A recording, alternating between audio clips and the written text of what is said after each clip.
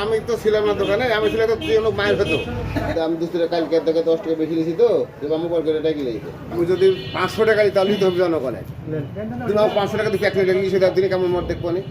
ডাক্তারের কাছে যাও 200 টাকার ফিরে 1000 টাকা নিবি নি। ওখানে বলতে পারবে না যে 1000 টাকা লিখতে কি দেন না, বলতে পারবে না। এখন তো বলতে পারবে না নি 1000 টাকা ফিরে লিখতে কি দেন না। মাগির বিটা সুত মানে মাগিরা ওর কাছে যাবে না, সুত মানে নেবে। এই যে এক বছর 140 টাকা দাম বেশি, দাম বেশি লিখছিস।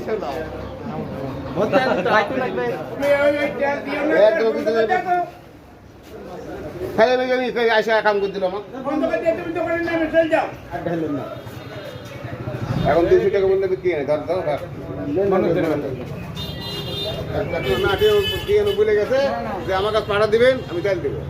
আমি তো ছিলাম না দোকানে, আমি ছিলাম তো তুই মায়ের খেতো। আমার এমন রাগ।